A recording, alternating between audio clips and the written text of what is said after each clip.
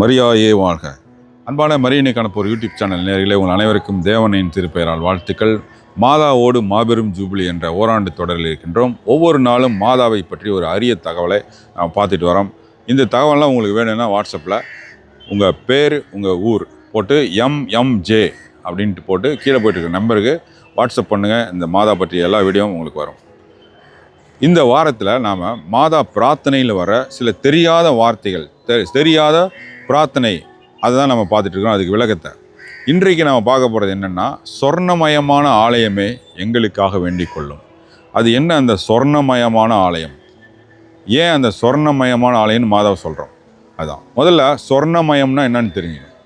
சொர்ணம்ன்றது பழைய தமிழில் தங்கத்தை குறிக்குது. சொர்ணம்னா தங்கம்னு அர்த்தம். தங்கமயமான ஆலயமேன்னு இப்போ சொல்கிறோம். ஏன் தங்கமயமான ஆலயமேன்னு சொல்கிறோம்? அதுதான் நாம் இன்றைக்கி பார்க்கணும். தாவீது அரசர் அவர் கட்டின கோயிலில் ஆலயத்தை முழுக்க நிறைய விலை உயர்ந்த மரம், விலை உயர்ந்த கற்கள், தங்கம், வைரம், வைடூரியம் இது எல்லாத்தையும் வச்சு அந்த ஆலயத்தை கட்டினார். அந்த ஆலயம் முழுசையும் பார்த்திங்கன்னா தங்க தகடுகளால் கவர் பண்ணார். அப்படி தங்கமயமான ஆலயமாக இருந்துச்சு. கடவுளுக்கு கட்டக்கூடிய ஆலயம் மிக விலை உயர்ந்ததாக இருக்கணுன்றதுக்காக தங்கம், வைரம், வைடூரியத்தெல்லாம் அவர் பதிச்சார் இதில். ஏன்னா அவ்வளோ புனிதமானது. அதை தான் மாதாவுக்கு அப்படியே திருச்சபை பொறுத்துது.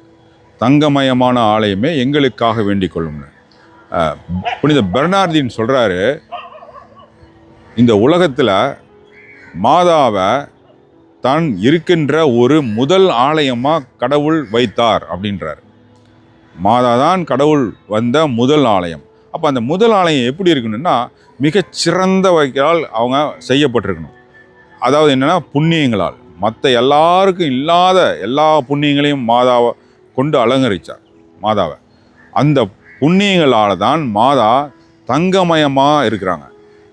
எப்படி தாவீது அரசர் பல விலையுயர்ந்த கற்களையும் உலோகங்களையும் தங்கத்தையும் வைத்து அந்த கோவிலை கட்டினாரோ, அதே போல் கடவுள் மாதாவை 10 வகையான புண்ணியங்களால் அலங்கரித்தார். விலை உயர்ந்த புண்ணியங்கள் எப்படி உலோகங்கள் இருக்குதோ, அதே மாதிரி யாருக்குமே கொடுக்கப்படாத அருமையான புண்ணியங்களை, 10 வகையான புண்ணியங்களை மாதாவுக்கு கொடுத்து அலங்கரித்தார். அப்புறம்தான் அவங்க ஒரு கடவுள் தங்கிய ஆலயமாக ஆனாங்க. அதனால தான் மாதாவை தங்கமயமான ஆலயமே அப்படின்னு நாம் பிரார்த்தனையில் வேண்டுறோம்.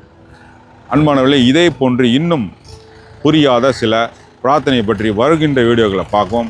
இந்த மாதா பற்றி இந்த செய்தியை நீங்கள் எல்லாருக்கும் பகிருங்கள். தேவன்னையின் மாசற்ற இதயம் போற்றி வணங்கப்படுவதாக. தேவதாய் என்றென்றும் வாழ்த்தப்படுவார்களாக. நன்றி. மரியாயே வாழ்க.